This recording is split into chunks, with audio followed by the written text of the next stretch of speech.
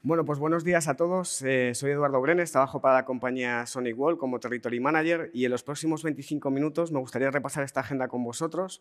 En primer lugar, un poco cómo vemos el status quo de la ciberseguridad a nivel mundial y, bueno, pues cómo también ayudamos a nuestros clientes a desarrollar capacidades de ciberresiliencia, de cómo nos recuperamos ante un ataque en el ciberespacio.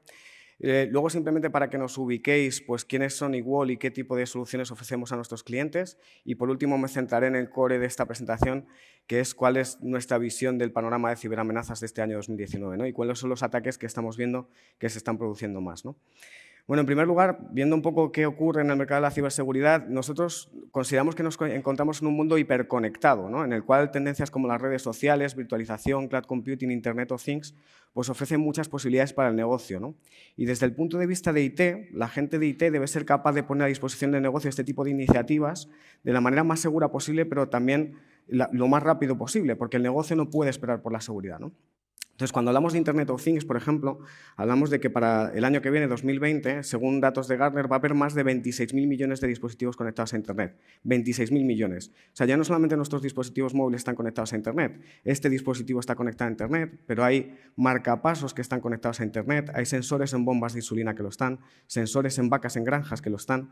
Ha habido ataques, por ejemplo, contra hoteles en los cuales las cerraduras de las puertas del hotel estaban conectadas a Internet, nadie podía entrar ni salir de las habitaciones. En octubre de 2016 vimos un ataque contra la compañía americana DIN, DYN, una compañía que da servicios de autenticación de DNS. Aquí vimos cómo se orquestó un ataque de negación de servicio distribuido desde más de 100.000 cámaras IP de la marca china Xiaomi. Alguien introdujo malware en esas 100.000 cámaras y orquestó un ataque de negación de servicio distribuido contra esta compañía y tumbó esta compañía. Y bueno, pues fue como un ataque orquestado contra Internet. Se cayeron servicios como Spotify, Netflix, PlayStation Network, PayPal. Entonces, todavía no somos conscientes, como luego veremos, del tipo de ataques que se van a poder perpetrar desde Internet of Things, ¿no?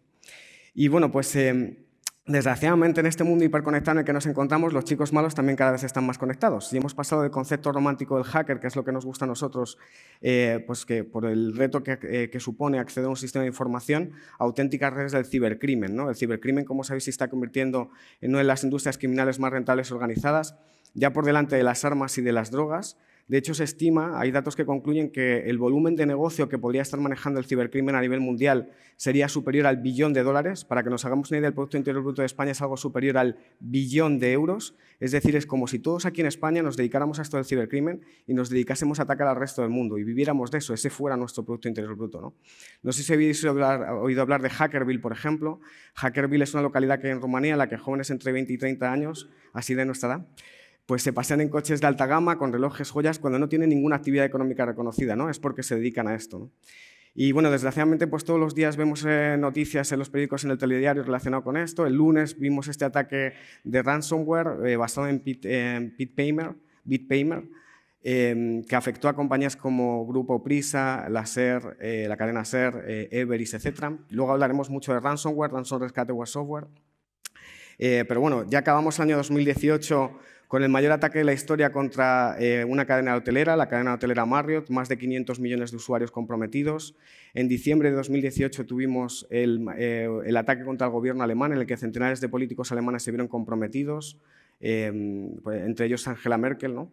Y en enero de este año, 2019, ya comenzamos con el mayor ataque de la historia contra cuentas de correo, 743 millones de cuentas de correo comprometidas, más de 21 millones de contraseñas, ¿no? No sé si visteis la página web esta de Have I Been Pwned, he sido comprometido, en la que puedes incorporar tu dirección de correo electrónico y ver si fue comprometida, ¿no? Entonces, bueno, pues desgraciadamente vemos que esto es algo exponencial. Yo creo que nunca ha habido un mejor momento en la historia como este para trabajar en ciberseguridad y os animo a que sigáis en este mundo porque para mí es apasionante y lo va a ser mucho más en los próximos años, ¿no? Entonces, bueno, desgraciadamente, y un poco lo que veíamos también en la presentación anterior de Antonio, el tejido empresarial en España pues es de pequeña y mediana empresa. Nosotros consideramos también que la esperanza es muy mala estrategia. Esperar que no te van a atacar a ti porque eres una empresa pequeña y desconocida no es muy buena estrategia, porque se demuestra que cada vez más los ciberatacantes utilizan algoritmos más complejos e indiscriminados para comprometer la seguridad de compañías pequeñas e incluso reaprovechar esa infraestructura tecnológica para luego lanzar ataques contra compañías más grandes, ¿no? Sobre todo ataques de denegación de servicio y de phishing. De hecho, se estima que un porcentaje alto de los ordenadores a nivel mundial forman partes de redes botnet, redes zombie, en las que se ha hecho un command and control y sin ni siquiera saberlo están lanzando ese tipo de ataques contra compañías más grandes, ¿no? Y bueno, como sabéis también, la cantidad de disponibilidad de herramientas ofensivas en Internet es cada vez mayor. Un ciberatacante con cada vez menos conocimientos técnicos es capaz de lanzar ataques cada vez más sofisticados, ¿no? Aquí veis como si fuera la carta de un menú, cuánto cuesta lanzar un ataque de ransomware as a service, un ataque de phishing, un ataque de negación de servicio. Este tipo de herramientas se comparten. A mí me gusta mucho, por ejemplo, Hack Forums, que es un foro que te permite crearte tu propio imperio de cibercrimen en muy poco tiempo. En plan, beginning hacking, cómo comprometer la seguridad en un ordenador Windows en menos de 5 minutos, ¿no? Estas herramientas de botón gordo, que muchas veces pues, lo que está haciendo esto es que al final cada vez es más sencillo hacer este tipo de herramientas. Y estas herramientas de botón gordo, que muchas veces el ciberatacante no sabe lo que está haciendo, pero sabe que dándole ese botón gordo pues explota una vulnerabilidad, ¿no? Y bueno, pues esto está haciendo también que los consejos de dirección de las compañías empiecen a decir a sus responsables de IT, a sus responsables de seguridad, CISOs, CIOs, etcétera, oye, ¿esto que le pasa aquí a la compañía de aquí al lado nos podría pasar a nosotros? Y en caso de que la respuesta sea negativa, explícame por qué no. ¿Qué tenemos nosotros que va a hacer que evitemos que este tipo de situaciones se produzcan? ¿Qué metodologías hemos implementado? ¿Qué procesos estamos instaurando? ¿Qué soluciones estamos implementando dentro de la compañía para evitar que este tipo de situaciones se produzcan, ¿no? Y bueno, pues los responsables de IT tienen que ser capaces de dar una respuesta, ¿no? Bueno, simplemente para que nos ubiquéis, Sonicwell es una compañía que tiene 27 años de historia, tenemos presencia en 215 países, somos el primer proveedor de firewalls a nivel mundial en número de unidades, hemos vendido más de 3 millones de firewalls a nivel mundial. Luego veremos que tenemos más de 1 millón de firewalls repartidos por todo el mundo y que están actuando como sondas, como sensores, ¿no? Entonces, bueno, aquí veis un poco nuestro portfolio. Tenemos desde esta gama de soluciones de seguridad perimetral orientadas a firewall de próxima generación, Wi-Fi segura, acceso remoto seguro, etc. Unas soluciones orientadas a anti-malware de próxima generación basadas en inteligencia artificial, machine learning, soluciones de seguridad de correo electrónico, que como sabéis sigue siendo el principal vector de amenaza, y soluciones orientadas a seguridad en la nube, ¿no? Tenemos una solución tipo CASB, Cloud Access Security Broker, que como sabéis pues, es una tecnología que en los próximos años también se va a popularizar mucho, porque cada vez más los clientes van a tener entornos y servicios en nube pública, nube privada, nube híbrida. Bueno, a nivel de clientes, pues tenemos clientes en todos los sectores. Relacionado con nuestro entorno académico, sí que me gustaría comentar que, por ejemplo, el entorno de colegios, centros de estudios, es un ámbito muy natural para nosotros porque, como sabéis, desgraciadamente, por todos los casos de ciberacoso, ciberbullying, sexting, grooming es suplantación de identidad de un adulto por un niño, pues cada vez hay más casos de este tipo y, bueno, pues también por culpa invigilando, la culpa para el que vigila, el profesor, en última instancia, el jefe de estudios del centro, tiene que ser responsable de lo que está pasando dentro del aula. Entonces, para temas de control parental, que los niños no se conecten a páginas de sexo, juego, gambling, evaluar qué aplicaciones hay corriendo por el aula del colegio, pues es un entorno muy natural para nosotros, ¿no? Y bueno, pues esto incluso el colegio lo ofrece como una garantía de solvencia hacia los padres, en plan, tranquilos, señores padres, sus hijos van a estar protegidos en nuestro colegio, ¿no? Y fijaos que es como la ciberseguridad como ventaja competitiva. O sea, yo como colegio ofrezco como una garantía de solvencia hacia estos padres que sus hijos van a estar protegidos en mi colegio, ¿no? Y bueno, pues nosotros nos hemos focalizado mucho en detección y prevención en tiempo real de brechas de seguridad para parar este tipo de amenazas avanzadas, de las que vamos a hablar ahora. Este tipo de amenazas van a través de cualquier vehículo, cualquier tráfico, cualquier dispositivo y bueno, pues para parar este tipo de componentes críticos, ¿no? Que veis en la tercera columna. Me voy a centrar en estas ciberamenazas que veis aquí sombreadas. Nosotros este año estamos viendo muchos ataques de negación de servicio distribuido, Distributed Denial of Service, pero también estamos viendo mucho TDOS, Telephony Denial of Service, ataques contra centralitas virtuales que lo que tratan es de mitigar las comunicaciones de la compañía.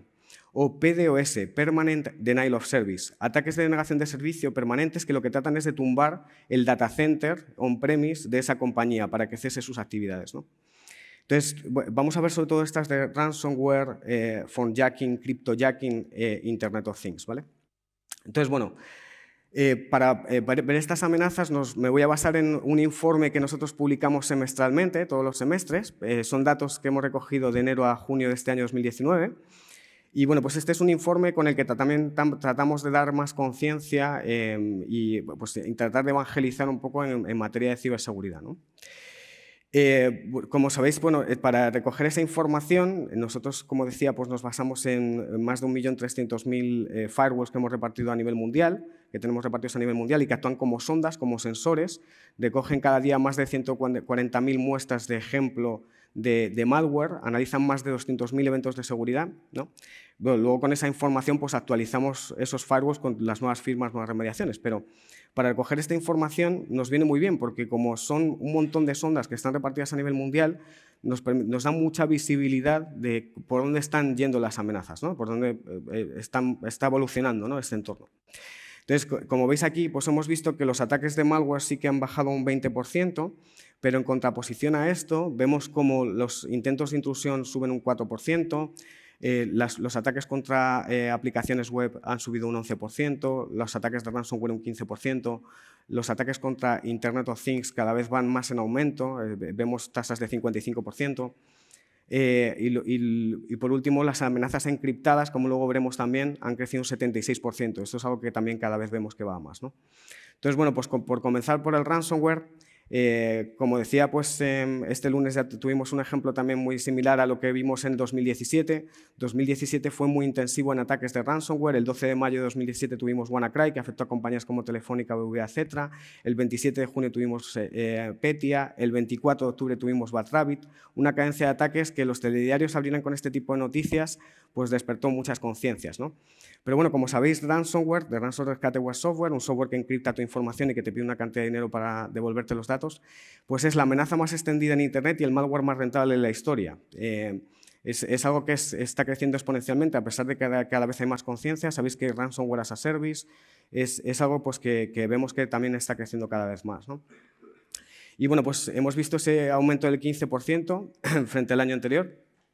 Nosotros damos una serie de recomendaciones en cuanto a ransomware. Normalmente siempre aconsejamos a los clientes no pagar, porque aunque cedas a la extorsión y pagas a los cibercriminales ese rescate, tenemos estudios que concluyen que solamente el 50% de los usuarios que ceden a esa extorsión y acaban pagando recuperan la información.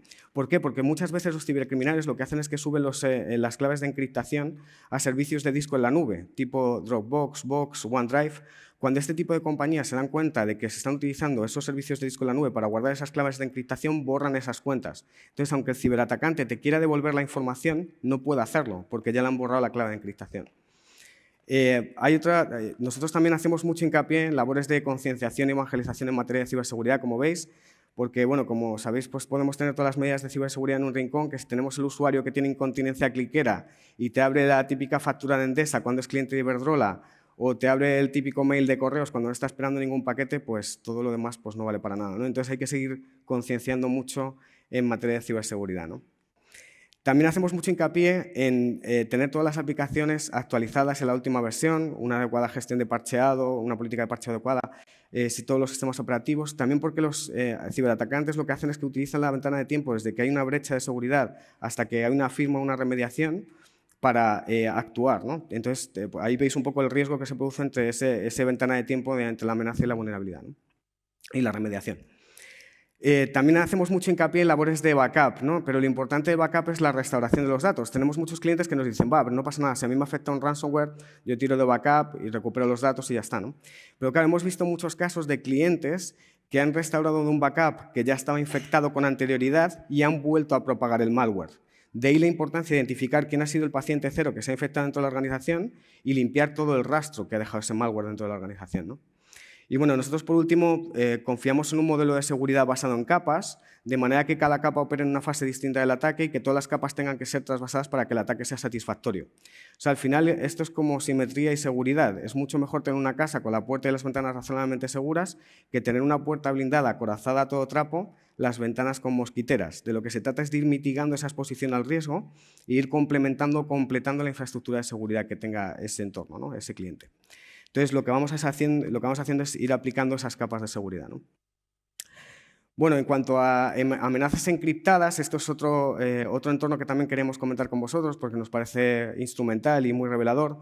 Como veis, en los primeros 6 meses de 2019 hemos visto 2,4 millones de ataques a través de canales encriptados y esto es más que en todo el año 2018, ¿no? Como sabéis, el 70% del tráfico a nivel mundial en Internet ya es HTTPS. O sea, Google, Salesforce, LinkedIn, todo es HTTPS, es decir, que está encriptado con SSL, con Secure Socket Layer, este protocolo que garantiza las comunicaciones entre dos extremos en Internet, ¿no? Entonces, con iniciativas además como HTTPS Everywhere de Google, esto es una tendencia que cada vez va a ir a más. O sea, Google, por ejemplo, penaliza cada vez más aquellas páginas que son solamente HTTP, en detrimento pues, de que cada vez va a ser más todo el tráfico HTTPS, ¿no? Entonces, claro, el 5% del malware se entrega a través de canales cifrados, ¿no? Que es un porcentaje bastante alto, pero muy pocas compañías, además, están analizando y desencriptando este tráfico SSL dentro de las compañías, ¿no? Entonces, aquí veis el típico ejemplo. Yo con un poquito de ingeniería social, si sé que una compañía no está analizando y desencriptando el tráfico SSL, pues podría averiguar la dirección de correo electrónico personal de su usuario, su Gmail o su Yahoo, que es HTTPS. Con otro poquito de ingeniería social, pues me meto en su Facebook, en su Instagram, veo algo que le guste, ¿no? Y una persona que sea confiable para ella, ¿no? Un amigo suyo, por ejemplo, ¿no? Entonces averiguo que le gustan mucho los coches. Entonces me hago pasar por un amigo suyo, le mando un PDF que está comprometido por un ransomware de Tesla, de un catálogo de Tesla, ¿no? Por ejemplo, que sé que le va a gustar. Entonces, este es el típico ejemplo de una amenaza que yo he sido capaz de tunelizar a través de un canal cifrado. Ese Gmail, ese Yahoo de ese usuario, que me ha costado muy poco averiguar y que ya está dentro de la compañía. Si la compañía no tiene algo que esté analizando y desencriptando ese tráfico SSL, yo voy a tener un 100% de efectividad de tunelizar esa amenaza a través del canal cifrado, ¿no? Bueno, otro de los ataques que estamos viendo también muchísimo son ataques de form jacking. Form viene de formulario, jacking de hackeo, son hackeos de formulario, ¿no? Básicamente se basa en clonar tarjetas de crédito, ¿no? Con unas pocas líneas de JavaScript, como ahora veremos, pues somos capaces de recuperar toda la información de los 16 dígitos de la tarjeta de crédito, la fecha de caducidad, los 3-4 dígitos del CVV, información personal también, Personal Identifiable Information, PI, información personal de ese usuario, ¿no? Podemos referenciar incluso a ese usuario porque muchas veces pone su dirección postal. Entonces, es muy difícil de detectar porque es totalmente transparente para el usuario, porque el objeto de negocio ocurre. He puesto como ejemplo dos de los ataques más conocidos en este entorno de phone jacking, que son los de Ticketmaster y British Airways. Entonces, el usuario puede comprar sus entradas para el concierto, puede sacar sus billetes de avión, para él no ocurre nada, pero por detrás, ese JavaScript, ese código que veremos ahora, pues es capaz de mandar toda esa información al ciberatacante, ¿no? Entonces, claro, son ataques muy rentables porque, como sabéis, en la Deep Web, una tarjeta de crédito con todos estos datos, con toda la información, puede costar unos $45, pero con una muy pequeña inversión, comprando 10 tarjetas de crédito, pues te puedes hacer con mucho dinero, ¿no? En el caso de British Airways, por ejemplo, bueno, como veis, este tipo de hackeos de cajeros físicos, los típicos ATMs, desgraciadamente siguen ocurriendo, que consisten pues, en poner un pequeño dispositivo imperceptible para el usuario que permite pues, clonar esa tarjeta de crédito, ¿no? y obtener toda esa información. Pero si comparamos eso con el mundo virtual del phone jacking, ¿no? que vemos aquí, pues fijaos que estas 22 líneas de código son las que un grupo de ciberatacantes, Magecart, con esas 22 líneas de código se hicieron con los datos de 380.000 clientes de British Airways, 380.000. Se estima que las ganancias que obtuvo este grupo de ciberatacantes, Magecart, fue superior a los 17 millones de dólares. O sea, fijaos la rentabilidad, 22 líneas de códigos, 17 millones de dólares. Con esto no os estoy animando, por supuesto, a pasaros al lado oscuro, pero para que veáis un poco que es instrumental cómo pueden ganar dinero, ¿no? con esto. Bueno, hay otro de los ataques que estamos viendo que se está produciendo mucho, que son ataques de cryptojacking, hackeo de criptodivisas, ¿no? A pesar de la devaluación de las criptomonedas, criptodivisas, en los 2 últimos años, ¿no? Sabéis, Bitcoin, Litecoin, Monero, Ethereum, etc., pues han caído mucho en su evaluación. Y bueno, pues aquí veis en este gráfico que hay una relación directa entre la reevaluación del Bitcoin y los ataques de cryptojacking, porque minar criptomonedas sigue siendo muy rentable. Entonces, vemos muchos este tipo de ataques en los cuales se accede a un servidor en el que puede haber una aplicación de minería de criptomonedas y con técnicas muy ingeniosas el cibercriminal es capaz de desinstalar esa aplicación de minería de criptomonedas para instalarla del ciberatacante, ocultando el wallet, la cartera de criptomonedas, para luego recuperarla. Y son ataques, además, que juegan mucho también con la evaluación del mercado de criptomonedas, ¿no? El año pasado, por ejemplo, se robaron una cantidad bastante grande de bitcoins. Como no hay muchos movimientos en el mercado de Bitcoin, en ese momento del año pasado no había muchos movimientos, los ciberatacantes lo que hicieron fue poner esos Bitcoins en el mercado otra vez, con lo cual consiguieron que bajara la cotización y volvieron a recomprar Bitcoins. O sea que además son ataques muy sofisticados que juegan con la evaluación de este mercado, ¿no? De criptodivisas, ¿no? Entonces, como veis, en el primer semestre de este año hemos visto más de 52 millones de ataques, un 9% de incremento sobre el mismo periodo del primer semestre del 2018. ¿no?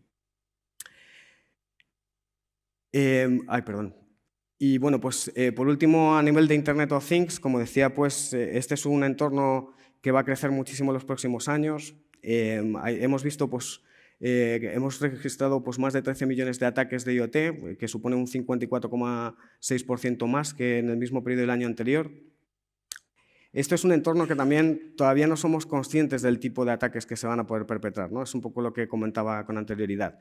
Y también la tecnología 5G va a cambiar mucho la forma en la que se están produciendo este tipo de ataques y la forma en la que nos comunicamos, ¿no? Aquí veis un poco la evaluación que hemos tenido desde 3G, 4G, 4G LTE Advanced, Long Term Evolution, hasta 5G. ¿no?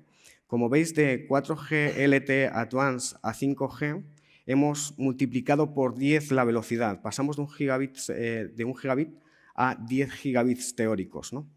Esto va a cambiar completamente el status quo de cómo estamos hasta ahora, ¿no? Porque lo que puede ocurrir es que si esto es así, de cara a 2022, se estima, que probablemente sea mucho más eficiente y eficaz ir hacia el satélite para comunicarnos en vez de salir por nuestro router ADSL de casa o por la macrolana o la MPLS que tenemos en nuestras compañías. ¿no?